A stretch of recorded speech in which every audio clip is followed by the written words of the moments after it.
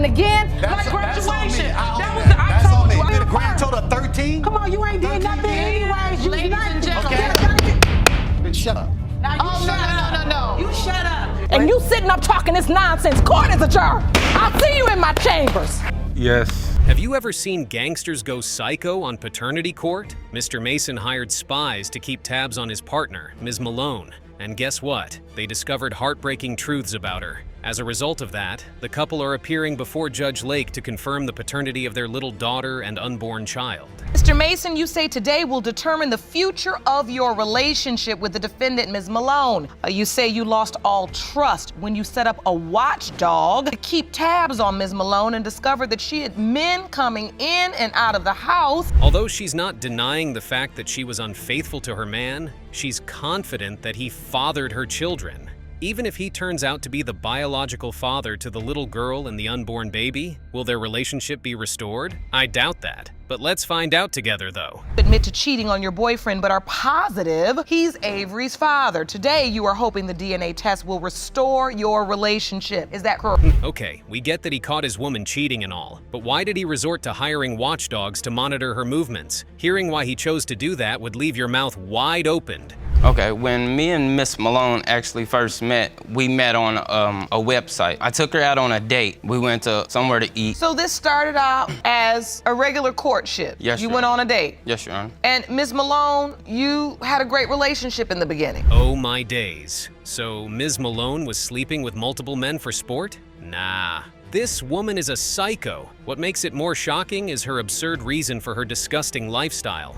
Yes, Your Honor. What happened? I found out that she was doing a lot of sneaking around when I was in the house. What kind of And- sneaking? In the alley? In people's cars. You were walking in alleys, Ms. Malone? Yes, I was sneaking around, in fact, but there was a break. You were sneaking around doing what? Listening to Ms. Malone's excuse, you might think they were on a break and she was with other men because Mr. Mason wasn't giving her attention. But that's not the case according to the plaintiff. It's really hard to tell what's what right now. Perhaps if we go deeper, we might understand their relationship better. Wasn't on a break at all. We wasn't on a break. Were you For all my knowledge, committed? we was in a relationship Your Honor, yeah, still. we've been on and off for 3 years now.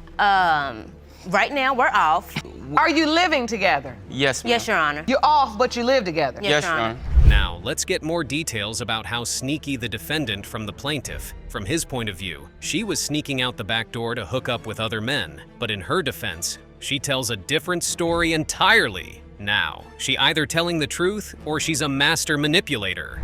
That she was going out the back door and down the alley to jump in somebody's car. I was actually coaching a local cheerleading team in our city, and a guy had came to pick me up to take me to our game that we had that day. At this point, Judge Lake takes Ms. Malone to school regarding how she made the situation awkward. And boy, was she wrong? How can two people be in a relationship and one person decides to go on a break while the other person is still committed? That's not how a relationship works, is it? So can you see why he maybe was suspicious about you getting picked up in the alley if you also admitted you were sleeping with other people? Or Yes, Your I Honor. mean, it's already confusing because he said he wasn't on break, but you said you were. The most interesting part is this. The defendant claims she wasn't ready for a serious relationship when she newly met the plaintiff. According to her, she was forced into the relationship she has with him. How is that possible? When we first met, I was young, didn't have any kids. I wanted to adventure, explore my options. It was, when we met, it was kind of forced. When you say forced, what do you mean? He moved in with us after probably a month or 2 months. Now we have a clearer picture about the nature of their relationship. The plaintiff felt the defendant was being sneaky when she was just living her adventurous life. It's somewhat like a misunderstanding in the sense that she wasn't ready to give him the level of commitment he seeked in the relationship. So you all are in this relationship, you start feeling like she's sneaking around. Friend watching my front door who lived right across from where we lived at. Oh, you had a Every watchdog, right? Yes, Your Honor, every time I went to work. All right, let's put all that aside and focus on the window of conception. It's the part where we find out if they were intimate during that period and whether or not Ms. Malone slept with someone else besides Mr. Mason. Believe me when I say this, you couldn't have guessed this part. When you cheated, when you were out with this other person, was that during the window of conception? Yes, Your Honor, it was. It was. It- All right. Now, when you were cheating, did you all use protection? No, Your Honor. Okay. When you cheated, did you also have an intimate relationship with Mr. Mason during the same window of conception? Yes, Your Honor, multiple times. Another interesting thing is this. Ms. Malone claims she told both possible fathers about the pregnancy when she found out that she had conceived. What's more is that she claims she told Mr. Mason about the possibility that the baby might not be his. And guess what? The plaintiff has a lot to say concerning her claims. Found out you were pregnant, did you tell the other guy it could possibly be his child as well? Yes, Your Honor, I did. When you told Mr. Mason you were pregnant, did you also say to him, and you know because I cheated, it could possibly be the other guy's child as well? Yes, Your Honor. So she did tell you that, Mr. Mason? All right, I believe we've heard enough. So let's move on to the most important part of this hearing. It's time for the DNA test results. Mr. Mason, you are not her father. What are you feeling in this moment, sir? I'm mad, Your Honor, but I can't be really mad about something that I already knew. Ms. Malone, this other person, have you asked him whether he would be interested in being a part of Avery's life? How do you tell a man that he fathered your child, then come back later on to say the child isn't his? Absurd, right? Well, that's the case of Mr. Campbell as he appears before Judge Lake today to claim the defendant's 3-year-old daughter is his. However, Ms. Hopper is maintaining her stance that the plaintiff isn't her daughter's biological father. Looks like we're about to see Gangsters go psycho on paternity court again. Mr. Campbell, you are in paternity court today to prove that the defendant's 3-year-old daughter, Zoe, is your child. You claimed that her mother, Ms. Hopper, told you that you were her father, but now changed her story. Is that correct? Yes, Your Honor. As a reasonable man, knowing that you are responsible for someone else's life would definitely set you on the right path. That's why Mr. Campbell is holding on the possibility that little Zoe could be his baby girl. However, her mother has been making it really frustrating for him. I think it's time for me to find out if Zoe is my daughter or not, if she deserves to know who her real father is. And she keeps flip-flopping, saying one day that I am, one day that I'm not the father. And being the father of Zoe, it's given me a reason. As you would expect, Ms. Hopper speaks up to defend herself. According to her claims, the plaintiff isn't being honest about what she told him. She claims that she made some possibilities known to him about Zoe's paternity. Let's hear what those possibilities are. I only told him there was a possibility. I've never told him that he was the father. That's not true at all. That is true. He knew that it was between him and my ex-boyfriend since she was like... According to the defendant, she told the plaintiff that her ex-boyfriend could be their daughter's potential father when she was 6 months old. But how true is that? Interestingly, Mr. Campbell has a different version of that story. Let's find out if his story is more convincing. No, at first, she told me not to worry that it wasn't my daughter. That it was not? Yes, that's when she was pregnant. After she had the baby, when the baby was about 6 months old, that's when she told me that I could be the father. Here's the question. How serious was their relationship? Perhaps it wasn't a committed one, because if it was, she would respect her boyfriend more. Or what explanation does she have for getting back with her ex? The answers she gives to these questions will blow you away. What is this relationship? Were you all boyfriend and girlfriend? You were. And then what happened to the point that you get pregnant by maybe your ex or maybe Mr. Campbell? At the same time. And...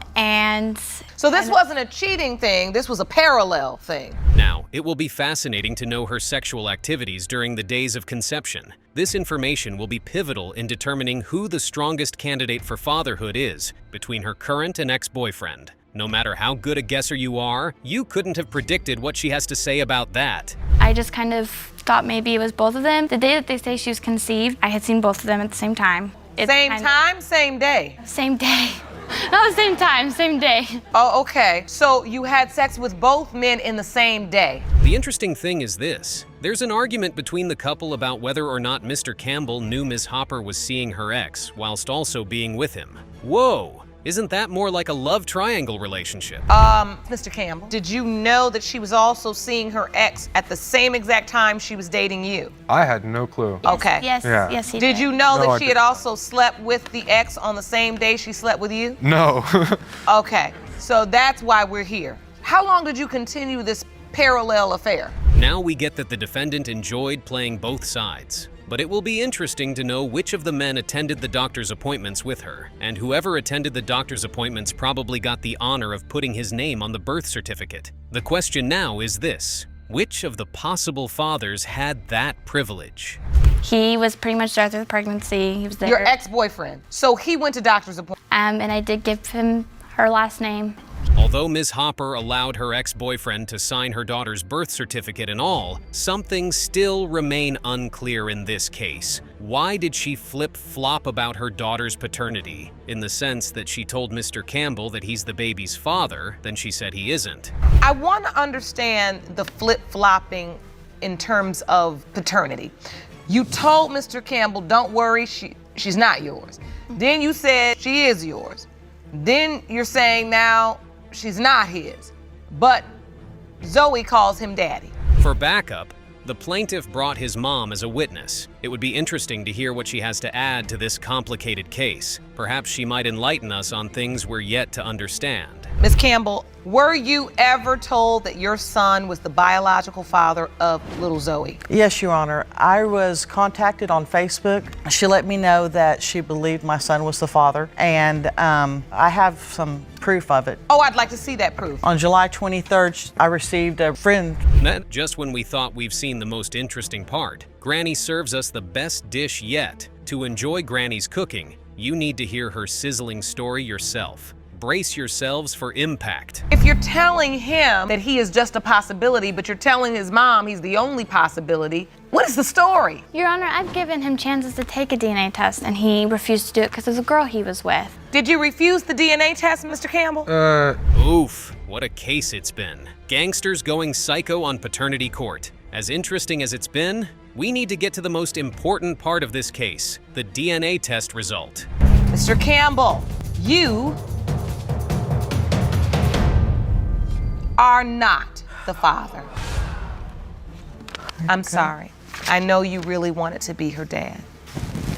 Ms. Hopper, I wasn't sure where you were in this equation. I could never get a read. A mother, Ms. Montoya, appears before Judge Lake to defend her son, Mr. Sensabaugh, against a woman she believes is playing on his intelligence. What makes it more personal to her is that she almost lost her son, so she's banking a lot on this paternity case. Oh my days, we're about to enjoy a show like no other. Gangsters going psycho in the courtroom. Grab your popcorn and enjoy. Ms. Montoya, you and your son, Mr. Sensabaugh, claim you've been lied to by the defendant about the paternity of her child on numerous occasions. Yes, Your Honor. Now you say a recent near-death experience makes today's DNA results more important to you than ever. Yes, Your Honor. Standing on the defense stand is Ms. Brown, admitting to some wrongs the plaintiffs accused her for. However, she has a lot she would love to share with the court. Don't bother taking a wild guess on what she's got to say. Let's hear her talk. Ms. Brown, you admit to lying about the paternity of your daughter to both plaintiffs. Yes, Your Honor. You say you realize they no longer believe anything you say, and you're hoping today's results will finally uncover the truth. Yes, Your Honor. I told you couldn't have guessed what Ms. Brown wanted to spill. Well, it seems like the so-called mama's boy has something to add to what she said. Let's hear him out, too. I'm not showing up The to sign the relationship lease. wasn't even all like that. Like, it wasn't even all how it seemed to be right now. Like, the relationship, she was still talking to her, you feel me, her ex, you feel me? So, like, what was I supposed to Greg, do? you know the honest to God truth. Okay, now we get that Ms. Montoya had to accompany her son due to his medical condition, but what we don't get was how Ms. Brown got affiliated with another man. She's got some real explanation to give the court. When I had left California, I went to Oklahoma with my ex, and that's when the calendar comes in. So after he didn't show up with the leasing office? I left. And how soon after you were intimate with Mr. Sensabaugh did you go down? Whoa. So the defendant was intimate with her ex just after she was with the plaintiff? Man, what a situation we've got at hand. Well, to make things more interesting, she came with a piece of evidence to help the case. Let's hope it's indeed helpful. Yes, Is that evidence you have for me? Jerome, will you pass that? This is the calendar of the times that I was slept with both of them. Outlined the dates you were intimate with both men on a calendar, okay? In green are the days you were intimate with Mr. Sensabaugh. Seeing the piece of evidence Ms. Brown presented to the court, Ms. Montoya already has something she wants to bring into the light. My, oh my. What could that be? Could it be that the evidence the defendant presented isn't factual? There's only one way to find out. But even looking at this calendar, it lets me know that she even lied about something else, because I was told she took a plane to Oklahoma, and then when she got off the plane, she was throwing up, I guess, experiencing morning sickness. Now here we go, you drove? Greg knew. You told me. I don't know what you told Greg or what he knew. I never told you that I took a plane to Oklahoma. Even though Ms. Brown tries to make the court believe that Ms. Montoya is overprotective when it comes to Mr. Sensabaugh, Granny isn't backing down. You haven't heard the last of her just yet. That you didn't want to talk to nobody or say nothing so you can see who the baby resembled, so you can put that baby on somebody, and it just happened to be my son. This is why I didn't want to say anything. Interestingly, the potential baby father also has some things to share about his alleged baby mama. Besides that, he makes some strong claims about what Ms. Brown told him after the baby was born. If you've finished your popcorn, now isn't the time to get another. At the end of the day, she didn't care about. You don't even know She didn't care about the baby feelings. She cared about the men feelings. Like, who gonna be mad? She didn't care if the baby real father was in her life. Who's the real baby? She didn't care about that at the time. She lied. So, Mr. Sensabaugh, when you... All right, so Ms. Brown made it clear to Mr. Sensabaugh that he could be the baby's father. If that's the case, why not let him spend quality time with his supposed daughter? In her defense, she states her reason for keeping her daughter away from the plaintiffs. I think I was gonna send my child to California with somebody that... You agreed to it. But did I do it? Did I do back it? down. If I was in California, I would have let them visit her and stuff. But it was his lifestyle that I was scared of. That's not true Of her either. letting him That's leave not with true him either. and something happening to my child. That's I not love true all my either. children equally and dearly. Now, what kind of lifestyle does Mr. Sensabaugh live that's so bad that Ms. Brown had to keep her daughter away from him? Even his mom claims he's had 2 life-threatening incidents. Let's get answers to the question together. My son has had 2 different, separate near-death experiences. He had. So does he have to die for the truth to What come out? happened? He's been shot. And that's the lifestyle that I didn't want to let my daughter leave with. You was messing with him at the time of his It lifestyle. don't matter. I had my kids was nowhere involved, unattended with this. While fighting for his life, the plaintiff claims all he thought about was the possibilities of the baby in question being his daughter. Yeah, he lives a dangerous life, but he deserves to know the truth about the little girl's paternity. Don't we all agree with that? I almost lost my life. I got shot 6 times. I got shot in the head, in the arm, in the back, in the butt. I got shot. So after that, it made me think, like, what if the baby was mine? Like, what if You that's woke my baby? up thinking about Malaya. Yes. And did you call Ms. Brown and say... No, I called his mother. I contacted his mother. Both sides can keep going on and on about this case, and we still won't get to the bottom of the issue at hand. But we all know what will resolve this case. So let's get to it. Mr. Sensabaugh, you are not her father. Ms. Brown, you look relieved. Ms. Montoya, you look crushed. It's not about being... After being intimate with 2 men within the window of conception, Ms. Kavanaugh is accompanied by her mom to confirm the paternity of her baby. 2 of the men are present today, with one on the defense stand and the other waiting outside. Now, which of these men is the baby's biological father? Let's find out together. Ms. Kavanaugh, you and your mother are appearing in court today to prove paternity of your 3-week-old son, Malcolm. Now, you claim his biological father is Mr. Bowles, even though you admit to being intimate with another man, Mr. McElliott, during the window of conception. Between both men, the plaintiff claims she's sure Mr. Bowles, the defendant, fathered her daughter. How sure is she? Because the thing is, Mr. Bowles doesn't think he's responsible for her baby. Let's hear her tell her story. Your Honor, I believe Mr. Bowles is my son's father. Even though we wasn't in a committed relationship, we had unprotected sex frequently, and he has not been around. He doesn't ask about my son. He probably didn't even know my son's name was Malcolm until now. Astonishingly, the plaintiff's mother appears to know more about the story than her daughter. As a result, we will hear more from her as the case develops. Perhaps she will give us enough details about what went down between her daughter and the potential fathers of her grandson. There's one other person in question, and their sexual intimacy was only once, and with Mr. Bowles. Well, ma'am, you seem to know more about it than she does, Yeah, so let me bring you on in here. Yeah. So you are Ms. I'm her Kavanaugh, mother. you're her mom. And I'm a good mother, and we have a close relationship, and she tells me everything. That's great. I'm glad that you. Mr. Bowles seems to be so sure that little Malcolm isn't his biological son. Well, how hilarious is that? In the sense that he had sex with the plaintiff multiple times without protection. However, he does have something to say, so let's hear his side of how it went down between them. That's because when we first met the first night, we had sex within like 20 minutes of being in her house.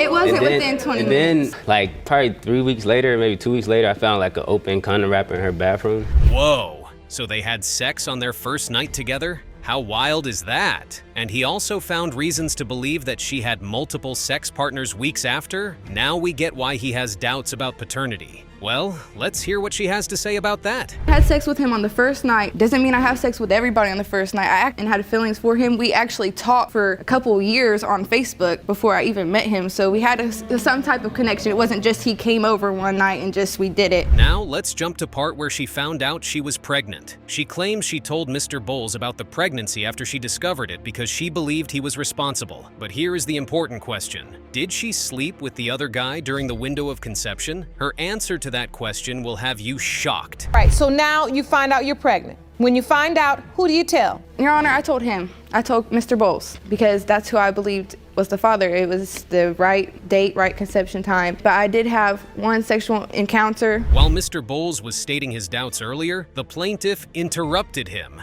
But since she's made her point, it's only fair that he's allowed to continue. Just when you thought you've heard it all, he sends your mind to oblivion. Here today, Mr. Bowles, I'm trying to understand your doubt fully. And also before she got pregnant, she actually lied about being pregnant maybe like some weeks before. But what's more, mind-blowing is that Ms. Kavanaugh didn't lie about the fact that she lied to Mr. Bowles about being pregnant before she actually conceived. Then she gives absurd reasons for her bizarre actions. You couldn't have guessed what her reasons were. That is true. The way that I found out that I was truly pregnant with my son is because I was very childish when I was talking to Mr. Bowles. Like, I really cared about him and I desperately wanted him to care about me because we were with each other basically every other night, if not every night. He was coming to my house. Mr. Bowles claims he wasn't really excited about the news of Ms. Kavanaugh getting pregnant. Why wasn't he expecting that given the fact that it was a norm for them to have unprotected sex? Well, his reasons appear to be understandable given the things he discovered about her. So, Mr. Bowles, when you heard about the pregnancy, were you excited? Actually, at first I didn't believe her. Okay. And then I did start to believe her. I wouldn't say I was excited. I was still being around. Yes, I knew that she was with other guys. And actually, I think it's more than just one other guy because... Just when we thought Mr. Bowles was getting the upper hand in this hearing, Ms. Kavanaugh drops a bomb on him. Apparently, she was pushing to have a committed relationship with him and decided to take a bold step. But instead of the defendant agreeing to play ball with her, he kicked the ball out of the field. I understand his reasoning, like he was acting like he was the father, but when I told him I wanted to be in a committed relationship, I said I don't want to have sex until we are in a committed relationship. I was just tired of it. I was done. I didn't want him to disrespect me anymore. I could be carrying your child and you just disrespect me. Now the interesting thing is this. Even though it's clear that Mr. Bowles is a psychotic gangster, Ms. Kavanaugh really hopes he's her son's biological father, but he clearly isn't down for that. Fascinatingly, the other man waiting outside the courtroom is ready to do anything for her. Wow, love is truly blind. Ms. Kavanaugh, do you want to be with him so desperately that you just want him to be the father? Or do you truly believe in your heart he is your child's father? Your Honor. Because there's a difference. Yeah, it's a little bit of both. With all we've heard, we can conclude that no amount of testimony would make Mr. Bowles believe that he fathered the child in question. However, there's a huge possibility that the other man could be his biological father. Therefore, it's best we hear the test results and get it over with. Mr. McElliott, you are not his father. Mr. Bowles, you are not his father. I'm sorry. Calm down. Yeah. I'm sorry. I'm so sorry. I'm really sorry. I didn't mean to put you guys through all that. I am hoping that You've seen several gangsters go psycho on paternity court, but none of them will keep on the edge of your seat like this. How do you feel when your dad walks out of your life on your birthday? Yep, you heard that right. That's the story of Ms. Jacobs as she sues her alleged father to court to confirm paternity. Ms. Jacobs, you claim that your world was shattered just after your 14th birthday when your dad suddenly up and disappeared. Yes, Your Honor. Today you say you've brought him to our courtroom to demand answers. Yes, Your Honor. Apparently, Mr. Walker claims he overheard some things during his supposed daughter's 14th birthday, and what he heard made him believe that she isn't his biological daughter. Now, what could he have heard to make him walk out on a girl he raised from birth? Well, let's hear what this psychotic gangster of a man has to say to justify his ridiculous actions. On her 14th birthday, Your Honor, we were outside celebrating with 4th of July. I heard an argument inside the house. So I go in to see what's going on, and my ex-wife, her mother, and her sister was in there, and she was screaming at her mother like, well, she was drinking, so she was being belligerent and stuff. She's like, well, you know there's a chance they're not his kids, and I don't know what to do.